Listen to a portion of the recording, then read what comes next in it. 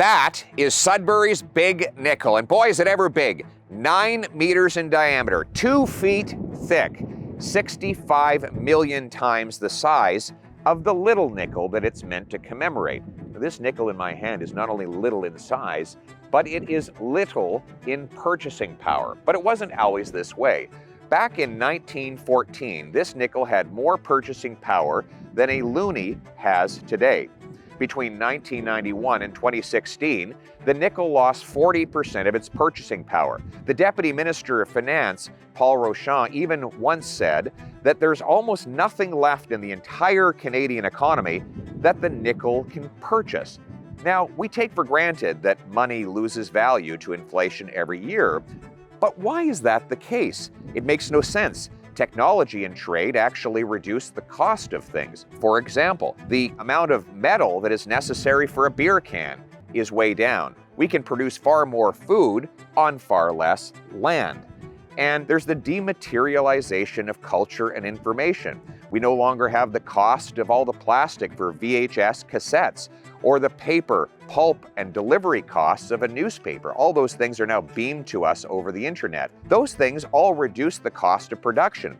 So if it's cheaper to make stuff, why is it more expensive to buy stuff? Well, the answer is that governments induce or force feed inflation into our economy.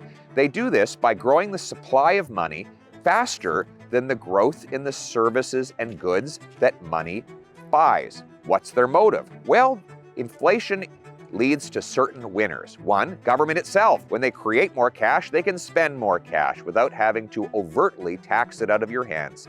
That means that they can quietly and secretly pass on the cost to consumers without anybody really realizing that they are the culprit. Also, the wealthy and the corporate class get richer as their assets inflate in value. The losers, of course, are the working class as their wages diminish in purchasing power. That's why housing, fuel, and other essentials have become more expensive and out of reach for our working peoples. Inflation takes from the have-nots and gives to the have-yachts, and that's why people in power like it so much. So what's the solution? Well, common sense. Let's change our monetary policy to slow the growth in money supply to match the growth in the goods and services that it buys. Let's require our Bank of Canada keep inflation as low as humanly possible as part of its legal mandate. And let's give the Auditor General the power to make sure that the central bank is following that mandate. Let's also get rid of the inflationary deficits that are causing all of the money creation in the first place by getting rid of government waste and slowing the growth of government costs so that the taxpayer and the economy can actually support the costs that governments incur. Finally, instead of creating more cash, let's start creating more of what cash buys.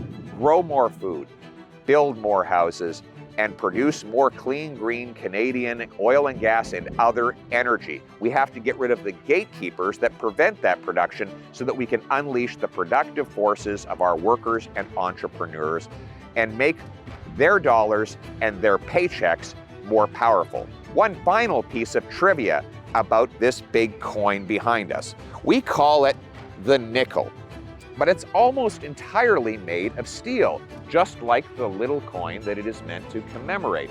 So why is it that they call it nickel? Well, nickel is added to the steel because of its rust-proofing powers. That's how you get stainless steel. You add nickel.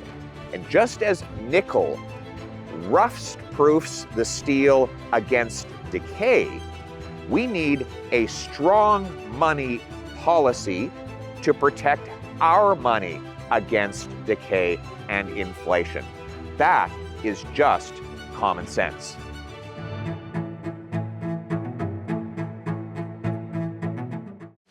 Speaking of the amount of nickel in a nickel, can you see the difference between these three coins? Kyle could. He's a coin collector, and he checked on the composition of the coins, which you can see on the back. This is 81, this is 2001, this is 2021. In other words, separated by 20 years.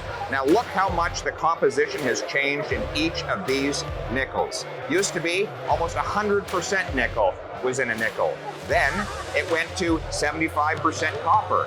And now it's 94.5% steel, 3.5% copper, and only 2% nickel. Why? In order to make more coins, they're using less valuable nickel and more steel in order to allow them to inflate the quantity of our coins.